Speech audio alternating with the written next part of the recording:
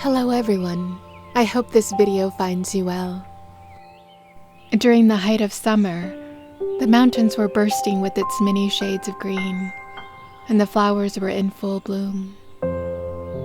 In an earlier video, I spoke of loss, things long lost. The loss itself was already difficult to endure, but it surprised me that the loss pervaded other aspects and created more loss. And I found myself being fearful and anxious over things that once came so easily to me.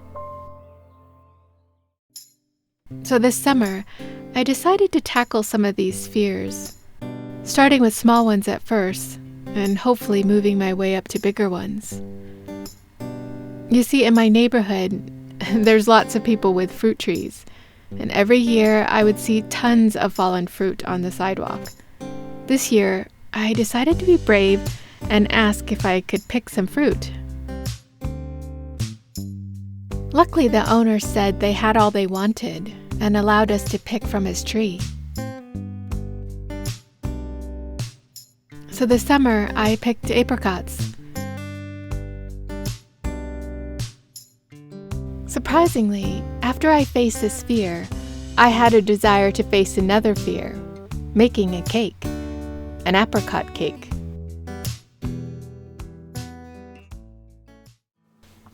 Normally, making a cake isn't that difficult, but since I've gone gluten-free, dairy-free, and mostly sugar-free, desserts haven't tasted the same, and after ruining many recipes, I gave up baking and eating cakes altogether. But the world has changed. So many alternatives and options exist for healthier ingredients. In this recipe, instead of wheat flour, cornstarch, and sugar, I used almond flour, arrowroot, and a spoonful of raw honey. I have to admit, I didn't realize how rusty my baking skills were until I got my hair caught in the motor of this mixer. Luckily, only a few strands of hair got singed and fell into the batter. However, I lost 4 eggs in the process.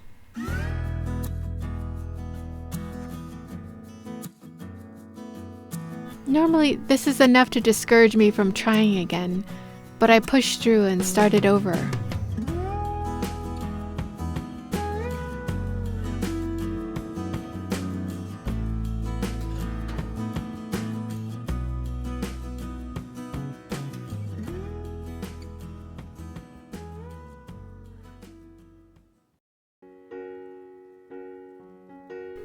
It had been over 10 years since I made a cake. I wondered if it was going to be moist enough, or if it would taste like dry biscuits. Instead of powdered sugar, I used coconut flakes and then added some crushed almonds. The honey clumped in my batter, and I wondered if it would be sweet enough throughout.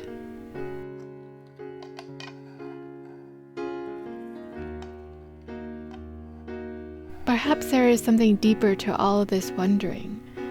Maybe the real question that I wanted to know was this. When things that used to provide sweetness are lost, can we find other alternatives? Can it be just as good or even better? Can it be?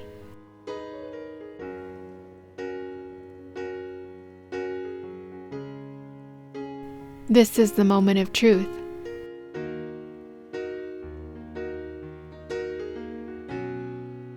I have to say, it was pretty good. It was moist, and it had the right amount of sweetness for me. So, if this cake is any indication, it is possible to find sweetness again in cakes, and I have a sneaky suspicion that the same is true in life as well.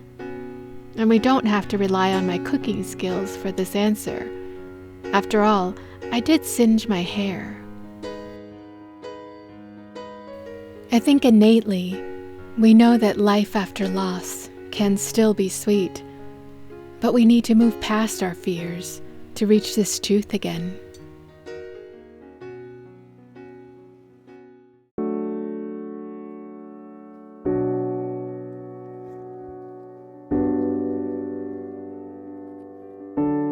I suppose there will always be challenges to face in life.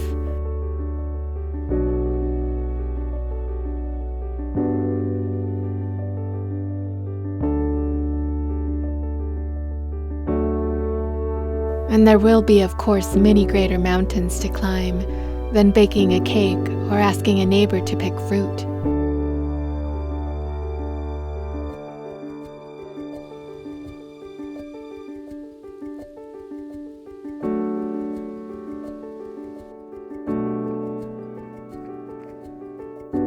However, taking these small steps helped me to move forward and helped me to rebuild my foundation.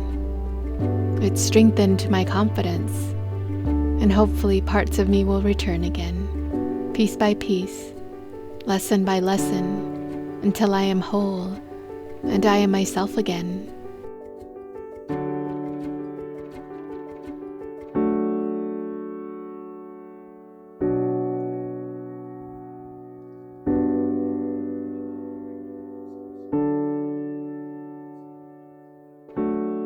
Until next time, please take care of yourself.